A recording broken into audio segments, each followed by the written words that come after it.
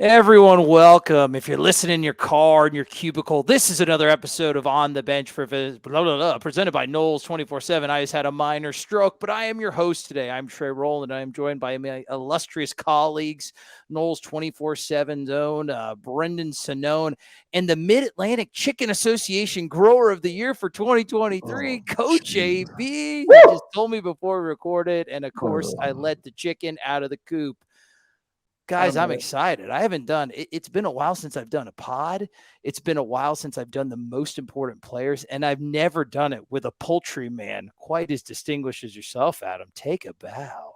Yeah, there will be no bows. I'm more interested in talking about how so far in these rankings, I am clearly the supreme ranker. Nice deflection. Deflection worthy of an award-winning chicken man. Well, listen, guys, I cannot wait to get into this. If you're listening, thank you on the audio feed. If you're watching on the Noles 24/7 YouTube, you get to see our bright and bushy-tailed faces. We appreciate that. Subscribe to both, 5 stars, tell your friends, tell your enemies, all good. Listen, let's get out of the way. We're going to go through the most important players list. I can't wait. I thought the last episode was a rousing success. There was some good discussion. A little bit of friction, which I like. I think makes for good radio. I can't wait to see what we have here. We're going through players 30 through 21, I believe. Before we do that, housekeeping.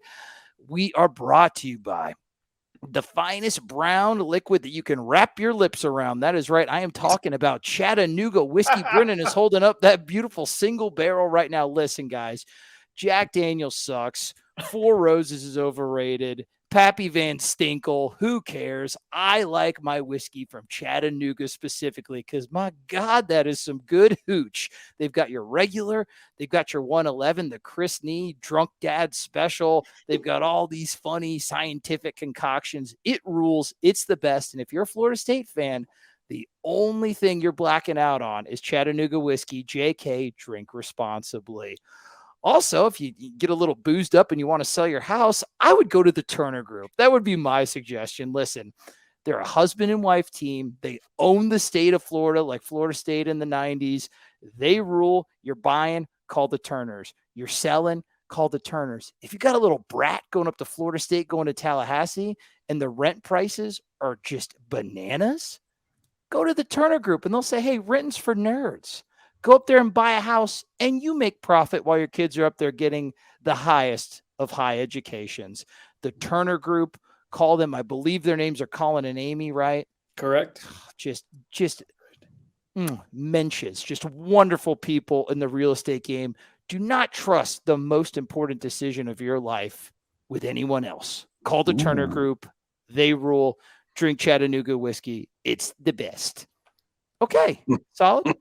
Renting sucks. I think we got a new motto for the Turner Group. We're gonna let renting sucks. Listen, guys, follow on Instagram. They're a great follow on Instagram. They post a lot of cool stuff. They are. Listen, Chicken Boy and social media influencer Coach AB says so. Guys, let's get into the list. I think you guys foreshadowed this on the last episode. I think this is where you start to get into the meat of the discussion. This is where you start to have some nice wild variances. What really shines out is the talent to me. Did you agree with that when you were ranking the list, Brendan? I thought this was a very interesting range, especially when you compare it to last year and the year before. Yeah, definitely. This was this whole process, Trey, was illuminating to me in that, this roster feels pretty complete right now. And where it really shines is the depth. So as we get to the 30 to 21 range, we kind of touched on this last week. That's basically your low end starters to high end backups. And because of that, you would think, someone in the 30s isn't super important, but then you're looking through and you're like, oh, there might be a starting defensive lineman here, or starting cornerback, or starting offensive lineman, guys that are playing premium positions that are in the 20s to 30s. And I think that is reflective of the depth of the development of the roster. And really, it's a big reason why people are so excited and bullish on Florida State this season, is because you have proven commodities for the most part that are representing really high-end depth on the roster. We're not even talking about the NFL caliber guys at this point. We're talking about multi-year starters that are being placed in the 20 and 30 range. It is a positive sign, I think, of where the program is headed, and again, points to optimism coming up in 2023. I agree. And the thing that's so interesting about this, Florida State's transfer portal haul, particularly last year's, was lauded as, in my opinion, I think for quality's sake, the best in the nation. We were excited about a lot of those guys. A lot of those dudes that were at the top of the transfer cycle this year are in the 21 to 30 range of Florida State's roster. 3 years ago, these guys would have been surefire number ones at the top of the depth chart. And it really goes to show you just the absolute work that Dirty Mike and the boys have done just upgrading this roster. Adam, what about you? I mean, you put a lot of emphasis in the last episode. You're big guys that affect the game changers, explosion, pass rushers, things like that. Do you see Florida State having just a wealth of those guys in this range of the roster? Yeah, I do. And we're going to get to one in a little bit that I left unranked, and Brendan and I are going to duel to the finish over. I found myself, I went back and looked at my rankings, and I really found myself reaching or gravitating towards the offensive line group in this section. Surprise. I don't know why that was. I don't know why that was, but I found myself just kind of gravitating towards those guys. This is kind of where I felt like this is where they really kind of fit in on this important players ranking. You'll see a Darius Washington here. I felt like this was a great spot for him. This was the area where I think Brendan put it best. Your low end starter, your high end backups really fit in nicely here, trickling in with maybe a guy that you feel like is going to break out this year or break back out as we'll get to at number 30 for me with Dennis Briggs. This was an interesting group. This was an interesting group of players because you got a mixed bag here. Dimitri Emanuel at 21 is a guy that likely starter. Lawrance Toafili at 28. Don't go through them all. The audio people don't know. The audio people don't know. It's right there on the screen. They can see. Not the audio. They're watching. Ears they only, big guy. Listen. Also, you can check it all out on Noles247.com, and we have a 60% off promo for an annual subscription going for the next week and a half or so. So 60% off. Plug. Yeah, that's incredible. That's an amazing deal. It's a buck. It's more than a buck. It's bad. It's more than a buck too. It's worth way more than a buck. So whatever the price is, you're still getting a heck of a bargain. Anyway, let's start at number 30. Give me the list. We're looking at Dennis Briggs. He's number 30. I feel the rankings on him were a little clustered outside of mine. I was a little low on him. I'll explain that with my methodology. Dane was the lowest, had him at 22. I was the highest. I had him unranked. I'll explain why.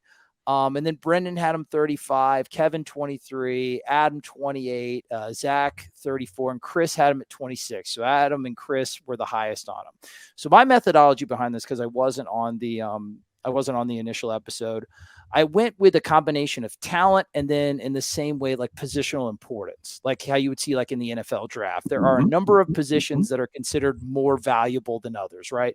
Quarterback, defensive end, left tackle, wide receiver, things of that nature. So that's how I kind of used mine. Unfortunately, for a guy named Dennis Briggs, when it comes to most important, depth actually hurt him. Because in my opinion, if a guy like Dennis Briggs went down, like if it was at a different position, let's just say there was a guy of Dennis Briggs' talent at linebacker and he went down, that would make him more important to me because he's more irreplaceable, right? So it's not so much that I don't like that I'm not into the talent of Dennis Briggs, especially having that pass rushing component. I do think he's been kind of lackluster, to be honest with you, the past season-ish from what we saw. I watched the film with you and Adam, you and Kevin, Adam. I don't remember a lot of games where he really took over and kind of seized it. Now, a lot of it, I think he was dealing with some injuries and things of that nature, but that's why I had him at 45, just in the defensive tackle rotation, and he could make me look like a fool if he went down. There's so many things behind him, and there's just enough guys in front of him to where this is where I left him off of my list. Well, I'm going to say, it was last year a good year for him? No. Oklahoma, he started to bounce back and show signs of the previous year's player. Those first, I think it was 3 games in 21, he was hands down the best pass rusher on this football team. And that was, in my opinion, he was. And that was including Jermaine Johnson on that roster. I thought he was by far the best pass rusher on that football team. The first 3 games? Yeah. Okay. It was before the Louisville cheap shot. before he got cheap shotted. It's a shame that he had to get hurt. It's a shame that happened. I'm hoping my ranking is reflecting some of what I'm hoping he's going to get back to. I think he's a top tier pass rusher. They're going to be in a lot of games where they need pass rush. You're going to need a good pass rush against a Jaden Daniels, against a Cade Klubnik. You're going to need those guys to pin their ears back and go after the quarterback. That's why I found myself kind of pushing him up a little bit, because I think you're going to see some pass rush packages with maybe Fabian Lovett off the field and Dennis Briggs and Braden Fisk lined up next to each other. They could get pretty spicy. So, well, fair to call this like an upside play. Yeah, it is for me. What do you think, Brendan? You largely agree with what Adam's saying? I mean, I'm kind of in between the two of you guys for a ranking, so I kind of agree with both of you. So I know that makes for good radio, right? What stands out to me about Briggs, and I think to your point, Trey, like the depth of defensive tackle is on paper really high end, maybe the highest on the roster, maybe one of the higher ones in the country. So if you lost Dennis Briggs from a down-to-down basis, like he's not important. Well, not hugely important in that regard. Like you can I think adequately replace him. But what he does at a really high level, and this is to AB's point, is get to the quarterback. And in addition to having to go through the injury in 2021 and kind of still working through that last year, and then don't forget a position change that was not well suited for him in hindsight at defensive end, and they moved him back to defensive tackle. He ended up becoming like a really good pass rusher from like a metric standpoint last year. I think he was like in the 91st percentile or somewhere like 90 to 92 range for pass rush production among interior linemen on passing down. So basically, when they said, hey, it's 3rd and long, we're going to put you at interior defensive line, let you pin your ears back, go get the quarterback. He did that at a really high level. So what he does, it's kind of niche, but it's a really important thing, which is to get to the quarterback. So to me, I have him at, at 35? And that's because he's a luxury piece is the best way I can describe it. He's someone that you can rotate in as a rotational guy, but you have a very defined role for him when it matters on passing downs, and him, Braden Fisk on the field at the same time. Some other options. So if you have like a Daryl Jackson, you can get really creative. Right. Dennis Briggs is part of that. So he's someone that helps elevate you. If we're talking about this defense taking the jump to be like a top 20 to top 10 status, he's someone who's a nice piece in that rotation, but I don't know if he's essential for it, if that makes sense.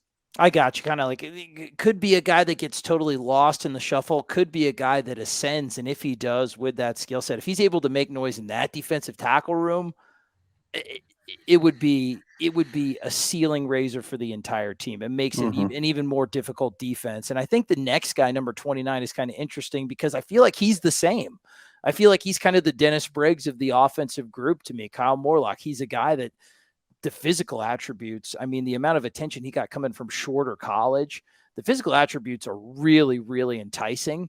He was a guy that Brendan got a decent amount of flack for, reporting the truth, saying that there was a transition period, from Shorter to Florida State, right?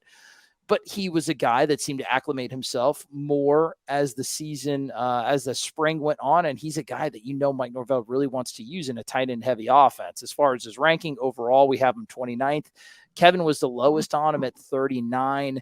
Adam, you were the highest on him at 23. And then Brendan, you were 26. Zach was 29. Nee was 27. Dane was 31. I had him at 37 too. I actually think in terms of playing time, I think Markinson Douglas is going to be on the field more than Kyle Morlock, at least at the beginning of the season. That's what I think. Now, towards the end of the season, once he gets really comfortable being a threat in the passing game, being a multifaceted threat, that could change. But as far as like playing time, being the 3rd tight end, and maybe I should have made his positional value a little bit more just because of the way that Florida State values that position. I could look like an idiot here in a little bit, but Adam, I guess, tell me why I'm stupid, Adam. Man, I don't think you're stupid. I think Thanks. I think you could jumble Morlock and Biscuit in that 25, and I ranked Morlock at 23, and I'll give my reasons, but I think you can put them in that 25 to 40 range and feel comfortable with them in there. I don't think there's a big difference really between 25 and 40 because of how good this roster has gotten. as far as significance. So I ranked Morlock where I did because of his red zone capabilities. Oh, 6'7" football player. There's going to be a lot of attention paid on the outside to a Keon Coleman and a Johnny Wilson. The running game is what it is, and we know what Jordan Travis is. I think a 6-size body in the middle of the field down in the red zone is extremely valuable. And we know last year and in Mike Norvell's tenure at Florida State, they've had red zone troubles. So that's why I was aggressive with his ranking, because I think he's a red zone factor for them. Maybe not game one, but at some point when they need him this season, or as the season goes along, I think he becomes a bigger deal down there for them. And I think that that's important, because that's an area where this offense needs to take the next step. I agree. And that's actually, I don't know, it makes me kind of double take on what I thought, because what Florida State needs in the red zone based off last year, they need an improved offensive line, but they need like a dirty little touchdown vulture, right? Like a guy's nice little matchup problem, because they had to scheme and pitch and toss and end around every way that they could. You know what I mean? Like, it was a struggle once they got inside even like the 5-yard line. So I like that. I like that assessment. Brendan, you got to see Kyle with your eyes a lot. Was there a decent progression throughout spring? When do you think his impact will be? Will he be like a game one against LSU impact guy? What do you think? Yeah, he still has so much room to grow, both in a positive way and I guess you could say a negative way, this offseason. And I guess from like the negative perspective, it's like he's still transitioning from Division II shorter, right? And that is still a process for him. But the upside, the positive part of it, is that there's still so much untapped potential physically. I like the way he moves, like at his size, at 6'6" and a premium frame. His foot speed stood out a ton during spring practice. You watch him move, it looked a little different than anything else they have at tight end and that they've had at tight end recently. And you saw big soft hands. Like he has a lot of like prototypical tight end skills. And one piece of information I think is worth relaying is FSU's coaching staff put a ton on him schematically. Like, they want to see what he can do. And so they try to put him all over the place to make him uncomfortable, but to see what he could do well. And so now you're going to see them this offseason. This is like this, we don't know what it's going to entirely look like, kind of narrow into like, okay, this is what he's going to do well this year. This is what we're going to emphasize for him. So he's going to factor in as your third tight end, maybe your second tight end, heck, maybe even your starting tight end in your most like traditional sense if you're moving Jaheim Bell all over the place. That's, if you can hear it, Dane Draper's heart beating quickly as he's thinking about Kyle Morlock taking tight end 1 snaps. Why you put him at 31? That's not consistent with what he said earlier this offseason. It's a coward's move. Dane's never really been the paragon of consistency. I love the guy, and I hosted a show with him, but my goodness, my cat, he's all over the place. Love him to death. Just a unique individual. I just think it's important to go back and reflect that this roster's changed so much that this whole area, you could really swap a lot of these guys around and be okay. Like, you can make a case for so many of these guys, even from our a couple of our leftovers of the 45s being up here. I mean, you could make a case for some of those guys to be up here. Yeah, you're going to have to make a case here in a second, big guy. Yeah, I'm here for it. You're going to have to make a case. I've got my case pulled up right here. All right. Well, you're going to wait. I'm going to let you stew a little bit.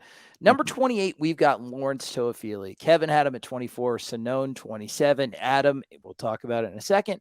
Zach, 25. I had him at 30, so I was the second lowest. Chris had him at 28. My reason being, I think that the feature backs of this offense are going to be Trey Benson, and I had Rodney Hill higher than Lawrance Toafili. I think it's going to be a Rodney Hill breakout year, and I think that he's going to help you more in that traditional sense. I think Toafili's going to be on the field a lot. He thrives in that tailback role. He was the starting tailback on that depth chart for pretty much the entire year. I thought that he was used creatively a lot in the slot. I think he's got a very unique skill set that Mike likes, and he's gotten better every single year. Now, is this a guy who's in danger of, as these slot guys, Winston Wright, Ja'Kai Douglas getting healthy, Jaheim Bell, does Lawrance Toafili's usage go down? I don't know. But, man, his potential is through the roof, as we know from that play against Clemson. Brendan, what do you think about Lawrence before we get to Adam's because Adam had him unranked. He had him at like 45, right? He had him unranked. Brendan, what do you like about Lawrance Toafili? And what are you expecting out of him next year in a more crowded offense? It is interesting looking at the rankings, Trey. The variance is actually pretty low aside from the one outlier, which is AB, between 24 and 30. So we're all kind of thinking of him in a similar, like, not a starter necessarily, but a really valuable high-end backup. And like, that's how I view him. Now, he did start 6 games last season, so that's going to undercut AB's point a little bit. Like, he was a starter for half the season. Oh, he came with facts, Adam. What I like about Lawrence Toafili, and like, there's some people, like, there are other media outlets who speak about him more glowingly than what we do. And I think he's a very useful piece in this offense. Mike Norvell loves getting creative, and he allows Mike Norvell to be creative, to unleash the ability to go up tempo and to have him in the backfield one play, have him out wide the next, have him in the slot the next. Like, he uses Lawrance Toafili in a variety of ways, and Lawrence is really effective at that too, especially like as a receiving threat. I think he's been, I got it in front of me here, in the last 3 seasons, he's been 35th or better among running backs in yards per reception. And that includes being in the top 20 last year. He's gotten better year over year at it. So he has a role that is extremely defined, and that's as that gadget type of role. It's a defined, undefined role, right? Because he can do a little bit of everything. Right. But it's super useful because Mike Norvell loves that type of play. Like, that's an MO of his, going back to like his Arizona State days. He likes guys who do a little bit of everything and likes to sprinkle them in and use them as supplementary pieces. For me, and I want to get ahead of AB's point here. I'm gonna 8 Mile it. I'm gonna be rabbiting him hard right now. This is almost unkind. Go ahead. The one knock on him is, like, there's a cap to what I think he would do. From, like, say Trey Benson got hurt. I'm with you, Trey. Like, I think you probably go with Rodney Hill more in the traditional running back sets. Why AB is wrong, though, is because there will be a role for Lawrance Toafili no matter what, because we've seen that role only further enhance year over year. Even if Jaheim Bell becomes like a slot gadgety type in his own right, Mike Norvell is going to use multiple gadgety guys because he likes doing it. And here's the main thing. No one replicates what Lawrance Toafili does. He is extremely unique on this roster. There is no one else who is about 60% running back, 40% slot receiver from a skill set perspective. So if you find that valuable, which, spoiler alert, the head coach does immensely, then you're going to probably rank him in this like range. So AB being the outlier, I'm curious as the logic here. For someone who likes Dennis Briggs, who's also a gadgety defensive player, then not liking Lawrence Toafili a ton is a little head scratching, confusing. Oh, he's accusing you of logical inconsistency. I'm interested to hear what Adam's going to say, because I do think, like, your point's valid. If Trey Benson gets hurt, I still think Toafili's the other running back. Like, I find Rodney Hill to be more valuable than him on this team, but he does have a role that he's defined for himself based on his explosion and things like that. Adam, Brendan said a lot of things. Now you get to say something. A lot of words. He doesn't have a role. I mean, that's really the bottom line. It's nice to say that he's a gadget player and all this. I'm gonna list you the offense. Trey Benson, Rodney Hill, the 3 tight ends, the 2 wide receivers. Where's Lawrance Toafili fit in this? Where's he slotting in that offense? Are you taking Keon Coleman off the field for Lawrance Toafili? Are you taking Jaheim Bell off the field for Lawrence Toafili? How about Johnny Wilson? How about Trey Benson coming off for him? So I just don't. You think it's he's like nice to say that Mike's always loved all these gadget guys. Well, Mike hasn't had this offense this loaded. So yes, he has loved them. He's loved them because he's had to have it to try to create an offense. He doesn't need that anymore. He's got a 6'4" monster and a 6'7" monster out wide. You don't need Lawrence Toafili. Now you've got Jaheim Bell running around. There's your gadget guy. There's your gadget player. There's a 6'4" tight end who can run just as well as Lawrence Toafili can. So I just don't see where he fits in this offense anymore. I'm sure he's going to have a role. You know what role he's always had in the past? When they get up really big, then he finds a way to get on the field. All right. Oh my goodness. I'm just saying. Let's look at last year. Clemson, he had 11 carries for 68 yards. Georgia Tech, 13 for 70. Miami, 14 for 52. NC State, 10 for 22. He had 13 for 101 against Duquesne, then 4 carries for 9 yards against LSU, 6 for 20 against Louisville, 4 for 12 against BC, 5 for 13 against Wake. No catches against Wake, no catches against BC. He's just too hit and miss for me. Is it possible that he got better as the year went on? I mean, so the last 4 games, he went 4 for 9, 4 for 46 against UL, 4 for 25 against Florida, 1 for 10 against Oklahoma, and 1 catch for 2 yards against Oklahoma. So those were all you were reading all the reception numbers. Stretch of 4 games in the middle of the season where he had some production, 2 of which were massive blowouts. Clemson being the outlier where he was productive against them. He had good production in 2 really big blowouts. Other than that, I don't see it. I don't see it. I mean, he's a nice player. I'm not saying he won't play. I'm not saying he won't have a couple big plays in the passing game. He doesn't fit in my offense. And that's my bias. And I could be very wrong. I just think people have talked really highly of him. He's not been a great running back yet. He's been an effective pass catcher so far, but where's that fit in now? Because I don't see Coleman, Wilson, Bell, Morlock, Biscuit. Those guys just aren't coming off the field. Me personally, I just don't see where he fits. I'm not saying he won't have a role. He obviously will have a role because Mike does value these things, but I just don't see it being a significant one. Yeah, kind of a man without a country. To me, I think we'll see if your points, which I think are very valid, especially with the upgrade of options now to maybe be put into that Lawrance Toafili position.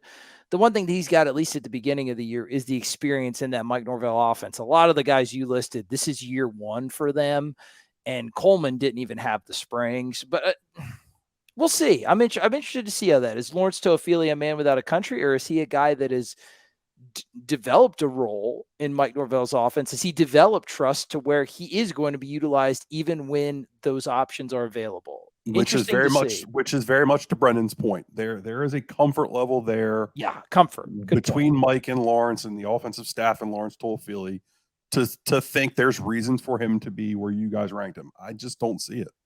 And that's me. That's my bias. I'm more than willing to stand on that.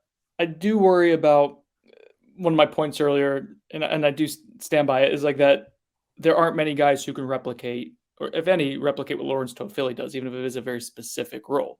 Jaheim Bell has the potential to be a bigger version of Lawrance Toafili. Right. Reverse it to where he's receiving more than he is rushing, but like you can use him in a variety of ways. And part of that would be in the slot, potentially in the backfield, like we saw at South Carolina last year. So there is a chance that LT gets boxed out a little bit with the emergence and addition of someone like Jaheim Bell. But even then,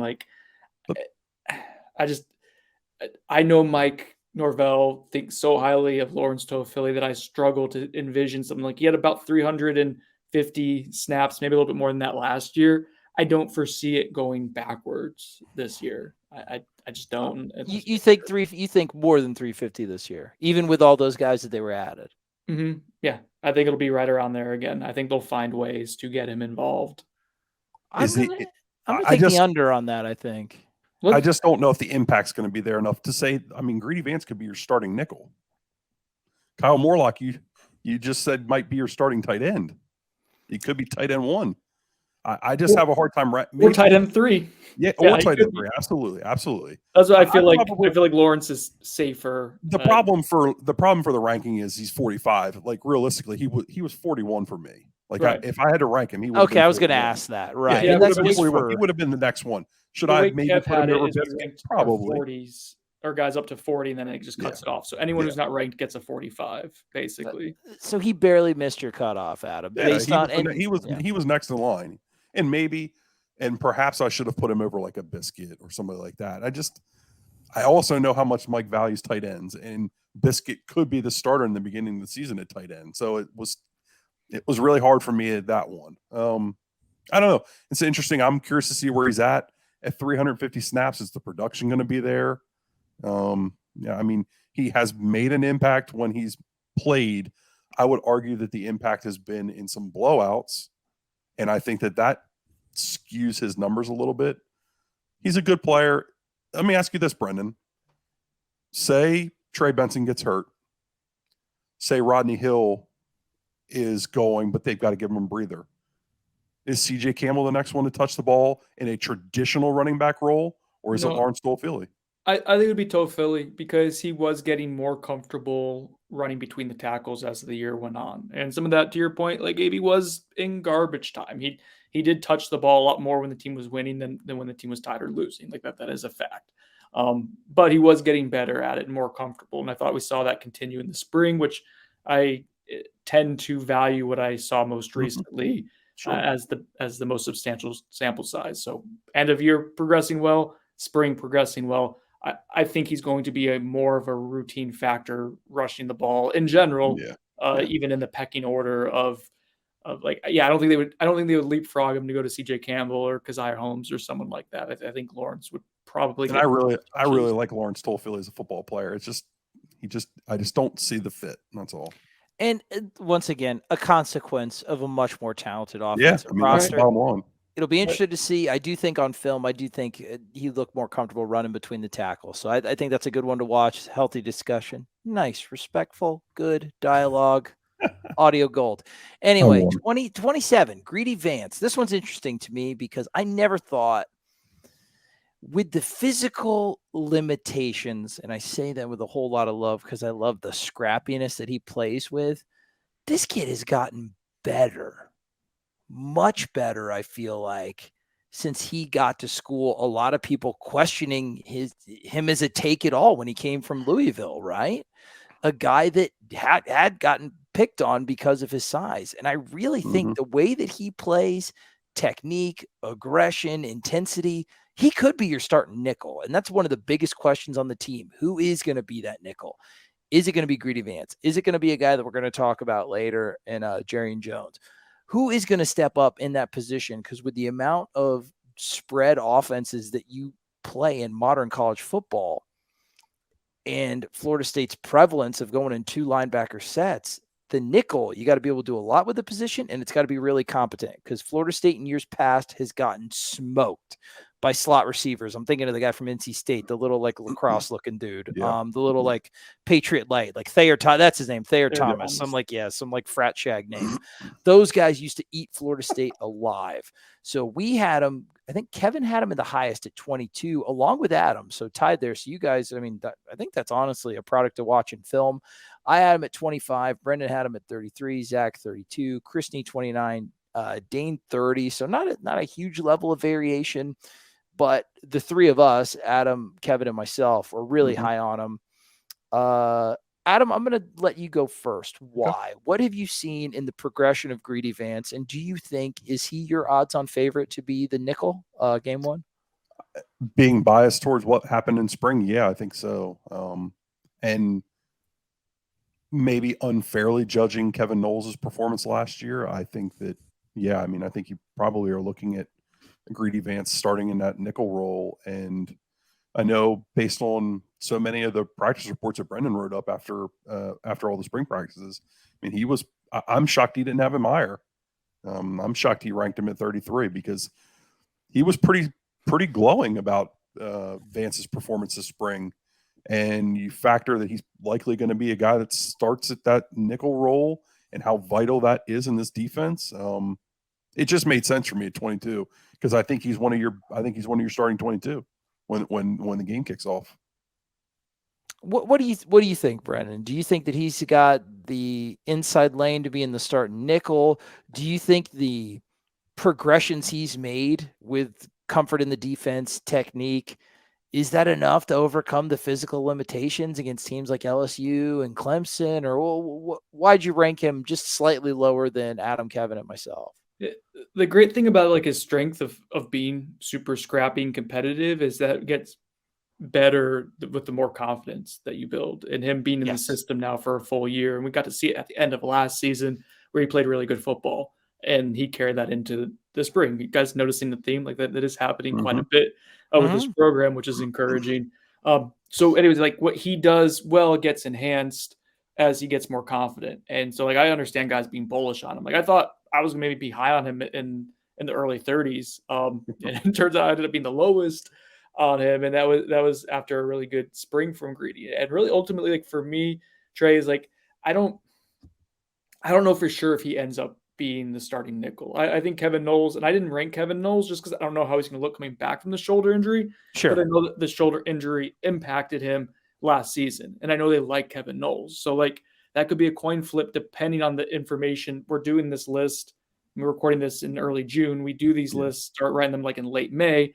I don't know. And further, like, as they start looking at the idea of maybe going with a bigger nickel, sometimes – like if you have a nickel like Jarian Jones in there or Nardo Green or Fentrell Cypress, whoever it is, I'm not sure Greedy is your top 3 corners, like from a talent perspective. I think he's probably 4th or 5th, which isn't a bad thing. Like you can play Greedy Vance multiple series a game at this point. I think feel good about it. I just think there's a few guys at the position who have more upside, who have more versatility, although Greedy can play inside and outside.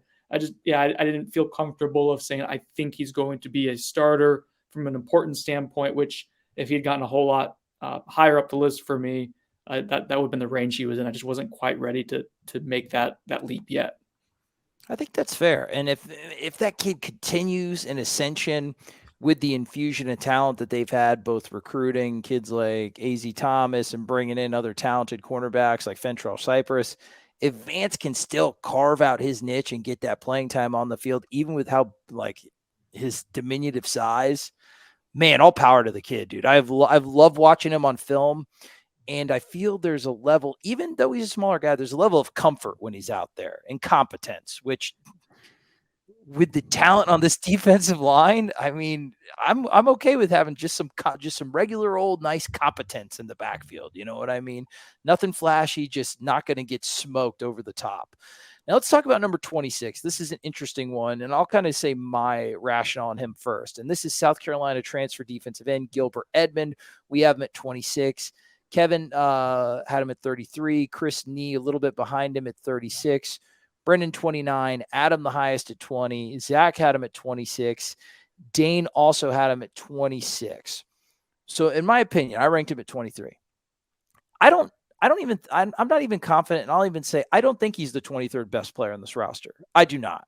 I have seen some of the film on him, and while there are tools to work with, I think it was a good take from the portal. I wasn't blown away. I'm still not 100% comfortable with the edge like rotation. Top 2 guys, no problem, rock solid. I think he's the 23rd most important player because he needs to pan out. Florida State I still think if there would have been an edge that they could have like had a talent upgrade and that was attainable, they would have went for him. They would have went for him in the portal. So he's 23rd because he needs to work out. And that's even just without considering like an injury to one of the starting 2. He needs to work out just from a depth perspective, because while you can get creative with guys like Dennis Briggs and Braden Fisk playing them on the outside, you get some fun packages like three down packages and things like that. You can get exotic now. Adam Fuller can. He can just like let his little inner peacock out and just like flash his feathers and just go crazy. Especially now that people are counting my guy from Mass out. He's got to pan out, man. It's important. So I put him as the 23rd most important because it is imperative that he is a solid player, and it's almost imperative that he's above average to good. Brendan, what do you think? I think this is another indication of how far the roster has come. Trey, you are justifying putting a guy who started every single game last season at South Carolina. Fair. You're justifying him being a high-end backup. Like you're having to explain it. So, like, of course he's important. Like he is your 3rd defensive end. It is a premium position. You mentioned that at the very beginning of the show is positional value was taken into account. He's going to play a lot this year. They want to have at least 4 or 5 defensive ends in the rotation there. Even if they go with a big lineup to put Dennis Briggs or Daniel Lyons or Braden Fisk outside, you still need Gilbert Edmond to play a healthy amount of snaps for you to play well. He is, to be fair, like a guy that is a 2-year project, for lack of a better phrase. Like he is someone that they valued him in the transfer portal over someone like I love Byron Vaughn's out of Utah State who ended up at Baylor. Dave Aranda may know something about defensive end play. But Byron Vaughn's was a 1-year guy and a very special, like specific, like pass rushing type of guy. Yep. You take Gilbert Edmond because of him potentially becoming a full-time starter in 2024. He has the frame. He's still ascending as a developmental prospect. Remember, he was like 210 pounds out of high school. So he's added a lot of good weight, and he's still developing into himself. So I was similar, like in the same range as you, Trey. Like I think 23 for you is fair. I had 29. AB at 20, like maybe a tad high, but it's not crazy. Even Kev at 33, like I would understand why he has him as a mid-tier backup or mid-tier on the 2 deep. So like, yeah, there's a lot of variance there based on him not setting the world on fire this spring. He was fine. But yeah, he needs to be at least competent. I'm totally in agreement with you there, man. Like he has to be decent for them to have a good defense this season. Well said. Adam, anything to add on the No. player? Yeah, I have him at 20 merely because I saw him play really well against Clemson last year, and that just bumped me up a couple spots. I probably would have been around 23.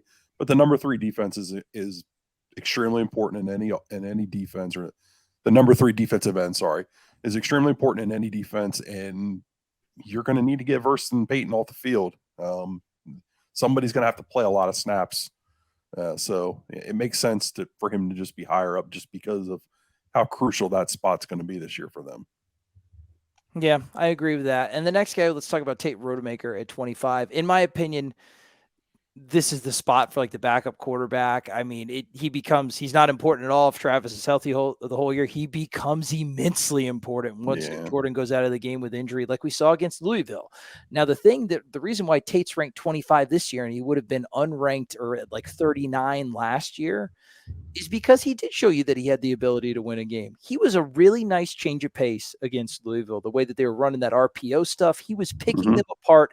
And people don't realize that before Tate went in, Florida State's offense looked pretty sluggish against Louisville with Jordan Travis. So he does have a skill set and the comfortability to win you a game. But I mean, Kevin had him at the other story is that Kevin didn't have him at 8 or something like that, Mr. like Heisman, like meme guy. But Kevin had him at 26, Brendan 22, Adam 21, Zach 22. I had him lower at 32 because like kickers and punters, like this is fantasy football bias. I don't consider backup quarterbacks and like kickers and punters real people when I do drafts. They're real people, and I'm sure they're wonderful children in real life. That's my bias from fantasy football. Chris Nee 30, Dane at 35. But Tate is a wonderful story. He's really grown in this offense. But like I said, this is the backup quarterback spot. So what I'm going to ask you guys just quickly, and we'll move on to the next one. Let's say Jordan Travis is out for whatever reason, like game 1. Like if let's say Jordan Travis doesn't exist. With Tate Rodemaker as the starting quarterback, how many win team is Florida State with Tate Rodemaker as a starter? The first percentage I thought of, like my gut reaction was like, I think he's you're probably slightly better than at the Power 5 level than a coin flip. You're probably like 55-60% of winning games with him. So like, I think if you had like a 4-game stretch with him as your starter and you went 2-2, like you'd probably be like, that's reasonable. Although admittedly, I've been wrong on Tate Rodemaker before. I was dead wrong about him going into that Louisville game in the second half. And I was happy to eat crow for that. Yeah. I think a lot of us were. Everybody was for sure. Admittedly so. But so I've learned to like not count out guys, but yeah, I think he probably is can get you to be like an average Power 5 quarterback play for an extended period of time right now, based on what we've seen. I think you're fortunate. I think you're fortunate that you have 3 hard games in the season, or 2 hard games and one that's got the potential to be difficult in Pitt. I mean, I think he could go. I think he could go win you 8 games. He could go win you maybe 9 games. What we've learned doing this is that everything else around him has gotten so much better, and we have seen him be able to run the RPO game, that I think you could go out there with Keon and Johnny flanked on the outside and go find success mixed in with the run game. And I think your defense could carry you in a couple games this year if you need them to. I agree. Go ahead, Brendan. I think you'd be a winning team with him. Yeah, I think it's with him over a long stretch. Your ceiling just comes way down. That's all. I say I expect Florida State this year 10-11, maybe even closer to 11. I don't know, 10-11, and with Tate, it's like starting quarterback the whole year, 7-8. Yeah, so I mean, which a couple win, 2 or 3 wins is massive. But I mean, like Florida State would have had a pretty solid season with just him, just because his distribution. I think he's gotten better as a distributor. Last point I'll make on Tate, and you mentioned distributor, Trey. Like I think that's a good way to describe like what you would have confidence in. Like where I push back a little bit, like on where you guys have him ranked, is like when you're talking about value, the fact that you feel like you can put him in and things wouldn't burn to the ground now after what you've seen with the sample set last year of him improving. Right. That does allow you to change the way you approach games with Jordan Travis. Like you don't have to be as cautious. Like although things won't necessarily bottom out if you lost J Trav for a game, depending on the opponent, obviously. Right. So I think there is this inherent level of value that just his presence provides, even if he doesn't have to play, of just knowing like, oh, we can win a few games with Tate. Like that is, to me, more valuable than what your average backup would be. Oh yeah, Florida State's quarterback room collectively for a team that hasn't really like lit the world on fire recruiting at the position for the past 3 or 4 years is one of the best in the country. Like you got to feel like having that guy as your backup is a really solid option. So props to Tate, Kevin, if you're listening, we love Tate and gotten a lot better since you've been at Florida State. Next one, number 24, the University of Colorado SCO Buff transfer Casey Roddick. We have him at 24 collectively. Kevin has him at 18. Brendan 25. Adam 25. Zach 28. Trey 21. Chris 34 at the lowest. And then Dane 23. I think, and I want you to talk first, Brendan, about what you saw from him in camp. I think it's just, do you think he's going to be one of your starting guards or not? He's 100% going to be in like that amalgamous blob of like your top 7 offensive linemen, but does he break through and become a starting guard when you start talking about people like Darius Washington, the emergence of Bless Harris, who is not on this list? He's higher, like maybe pushing a Rob Scott. Like, and so what do you do with that whole situation? What'd you think about how Roddick came in? And I'll let Adam talk about like the things that he's excited about him for, but what do you think? Do you think that Roddick positioned himself in the spring to really take a run at one of those starting guard spots? Yeah, I think he did. I think he was probably the offensive lineman that the coaching staff was most excited about coming in of the transfers, even more really. Byers. Byers has more upside and like more NFL stuff, but like in terms of like, I think FSU thought they stole one maybe with Casey Roddick. And so there was this excitement level of like they got in on him early. They withstood push from USC and I think Oklahoma late when he started kind of waffling a little bit. And so I feel like they kind of stuck one past the goalie with him. I thought at guard, he looked incredibly comfortable. That's his natural position. I thought at center, and I'm not speaking out of school here, like they talked about him getting some reps at center.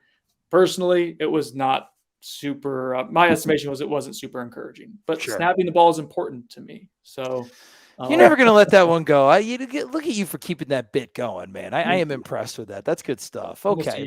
I would have bumped him up if he's shown the ability to have more position versatility. He would have been in the teens for me. But the fact that he looks like he's probably going to slot in at left guard as a starter is why I've got him at 25. And I think it's just a good spot for him. Solid. Adam, skill set wise, better run blocker or pass blocker? What'd you see in the spring game? Happy with happy with the way he looked?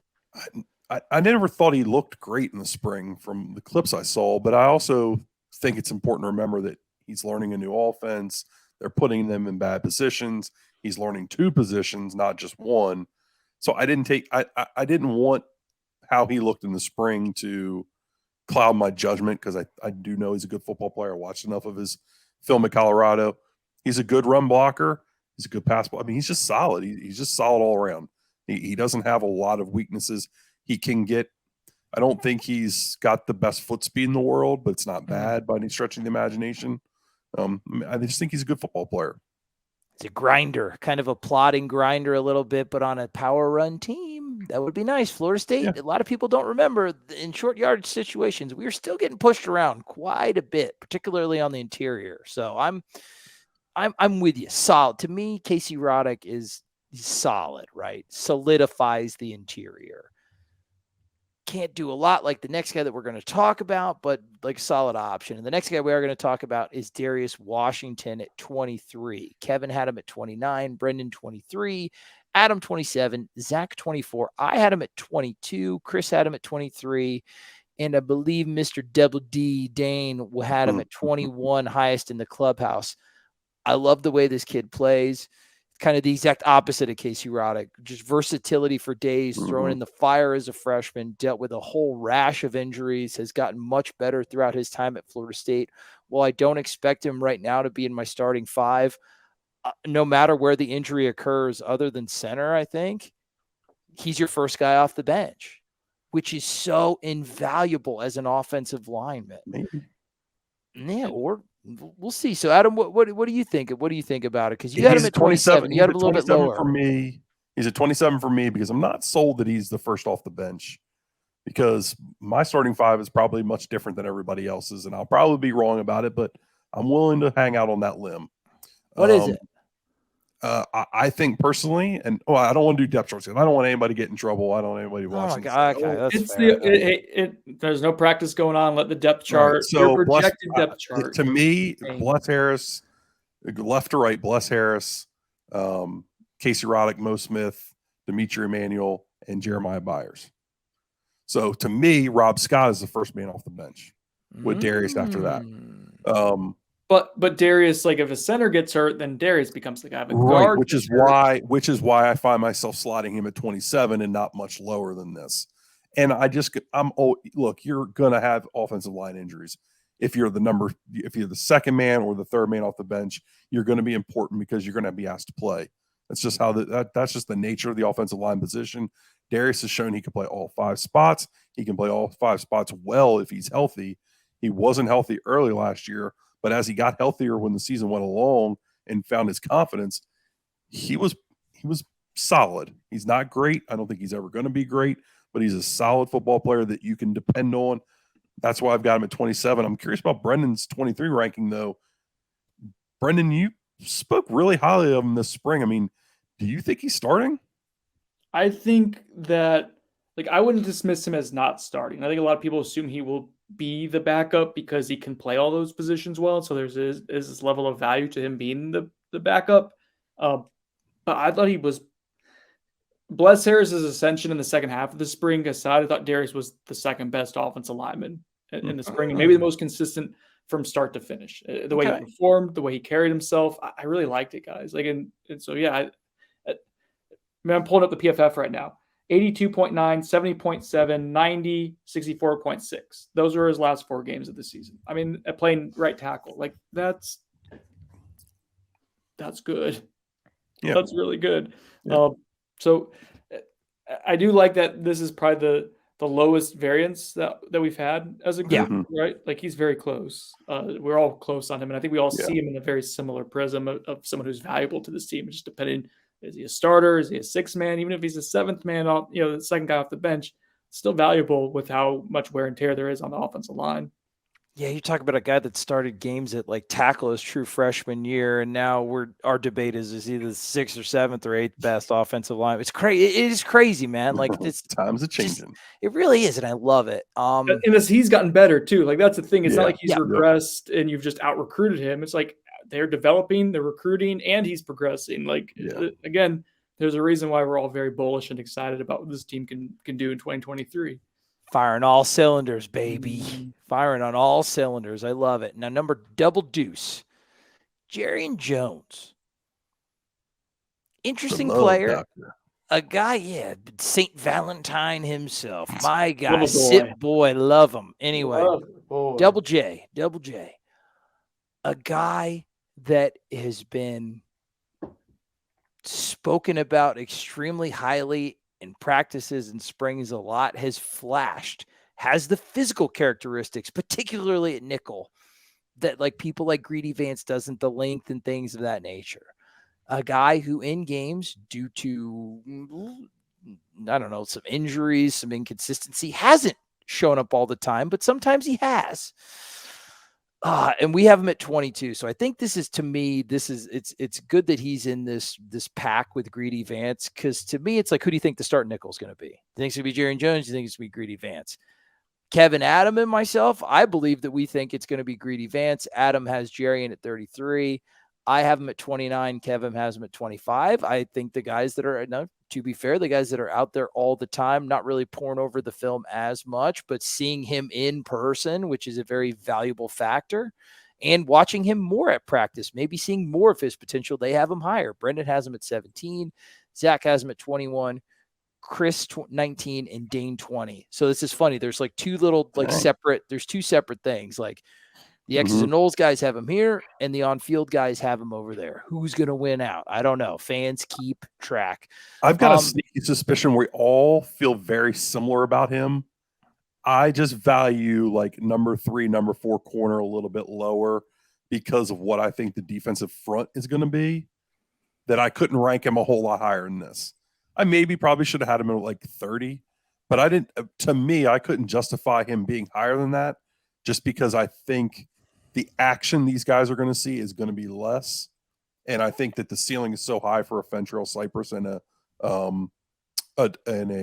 Renardo Green, that I couldn't for me justify ranking him a whole lot higher than this. I like him as a football player. It's been incredible to see the redemption story he's kind of had, as he was easily one of the most hated men on this roster. I know, and he's so nice. I really enjoyed that Valentine's Day episode. And he's become a good football player, and it's nice to see. I just couldn't rank him a whole lot higher just because I just didn't value that importance for this year. I think the coaching staff would prefer that he would be the starting nickel, but to me, it's still, and I love the guy to death, especially after speaking with him, but when he's on the field, I get the opposite of the Greedy Vance feeling, to where there's more potential, I think, for things to go wrong. I don't know. I just get more of a feeling of unease. Now, Brendan, why? I mean, number one, does your ranking is 17? Do you think him as the starting nickel? Do you think he's a guy that's going to get also a lot of looks on the outside? What do you see? Because you have seen some very positive things out of him in practice. So give me your assessment of your ranking on him. A funny backstory on Jarian Jones is going back to spring of 2021. Zach and I were both really high on him. I remember this. You got a lot of crap, brother. Because then he did not perform well on the field. Yeah. And then Chris Nee was not there. I think he was in Omaha. He was not there for the parts of spring that Zach and I were like he looks good. And Chris I'll believe it when I see it. Believe us, yeah. Okay, so that offseason happens. In the 2021 season, he was not very good. He was probably one of the worst cornerbacks in the country from and he was hurt, in fairness to him. Standpoint. And he was, yeah. And there's many reasons why. And then same thing of spring in 2022. It was there's something here. And I couldn't let myself buy into it again when he didn't have a great start of preseason camp. So I sold on it too early, much like when I was into the Stonks game during the pandemic. It was not for me. The kind of time of the market was not great. But the redemption story, as you guys allude to, ended up being fantastic with Jarrian Jones. His passer rating allowed at the end of last season from November on was 2.8. Think about that. How many games is that sample size? I think 4. I forget because he did not play a full game against Oklahoma. So I think it was 4 games. Yeah. Okay. It's impressive for the year. And the yards per attempt when going after him was 3.3, and that was in the 91st percentile. And so he's in the 99th percentile in one important category, 91st in another. That's why I have him in the teens, is because there's nothing that I saw at the end of last season and then again in the spring to make me move off of him being a starting cornerback. Maybe you say Fentrell Cypress and Renardo Green start. That's probably pretty likely. But Jarian's going to take starting caliber reps at a really important position. Mm-hmm. So whether he's playing outside as your starter, whether he's playing outside as your rotational guy who's getting 30 snaps a game, whether he plays nickel, he will play an incredibly important role in this defense. And at the very worst case, will be probably at the fourth highest amount of snaps at cornerback. There's just a high like floor for him, I think, even though the variance of play to play, Trey. Yes, I'm with you. Like there is a little up and down element to him that you fear of. But from just like usage and what he can be, like I think that he's a safe bet to me of what he will probably be looked to do. That didn't make sense. Looked at to do this. You're fine. This season, I think he'll be a guy who plays a lot. Basically, it was good. I don't disagree with anything you really said there. I mean, I know I have him ranked at 33, and I think people would expect that there would be some disgruntlement or an argument or debate. It's the position for you. Still likely, in my opinion, likely going to be your number 3 corner, which means he's going to play less reps.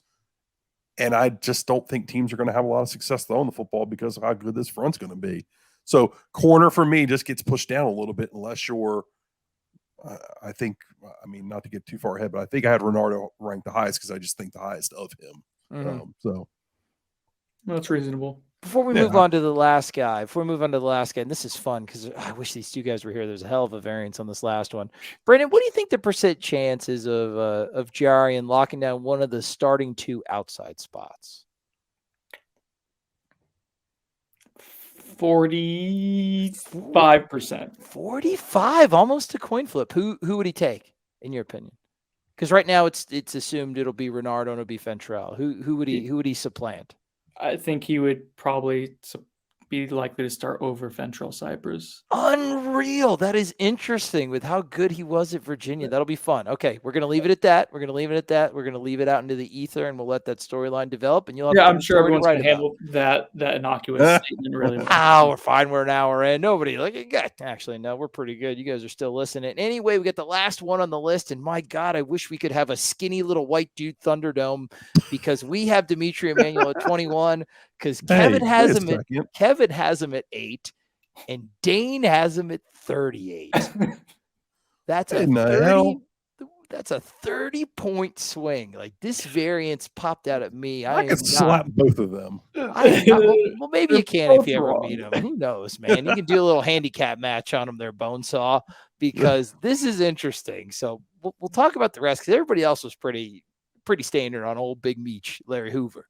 Brandon had him at 24. Adam had him at 24. Agreement. Nice. Yes. Zach 23. I had him at 19. Chris had him at 17. To me, solid hand. I expect him to be your starting right guard. Got a ton of experience. I think that he's performed pretty darn well. And I think Florida State is elated to have him back for another year. Brendan, I feel like you understand the mind of the Wild Draper the best. What do you think that ranking of 38 means? And Kevin, Adam, I'll let you pretend to be our analytical cohort, Kevin Little. But Draper, Brendan, put yourself into the mind of a Dane Draper. Again, before that's a scary place. Although I think Dane and I might be like the most like simpatico in terms of thought process too, just in life in general. So I don't know if that's a good thing or a bad thing. It's a wonderful thing. You're screwed. Jesus, Adam. If I could just real quick before I jump into the mind of Dirty Dane, again, a reflection on where the roster is going.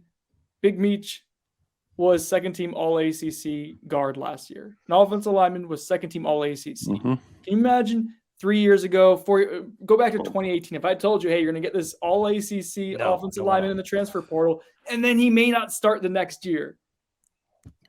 I love the perspective that you have because dude would legit be like, if this was 2021, this dude would legit be top 5 for all of us.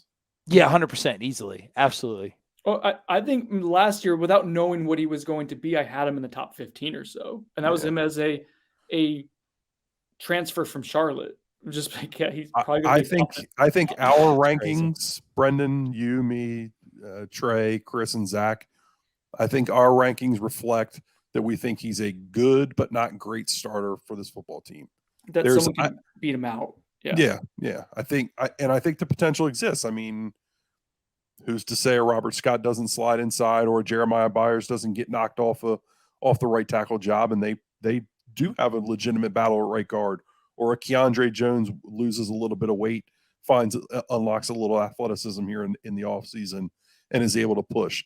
The potential exists there, but I think we're all pretty confident in the steady Eddie hand that is Dimitri Emanuel. Yeah. He's going to be an all-conference caliber player for you. He understands the scheme really well. He's calling Dane. He understands the scheme really, really well. And I just think you can count on him. And I think that that's important. And that's why you can slot him in at this 21, but we all work on in the mid 20s and be comfortable with it. Yeah, and I think too, it's like you guys are always talking about maybe next year we'll do it into like a tier system. Yeah, I think this is the guy that's on the fringe of the tier 1 starters and the tier Agreed. 2, like high caliber backup. So for me at 19, I think he is going to start.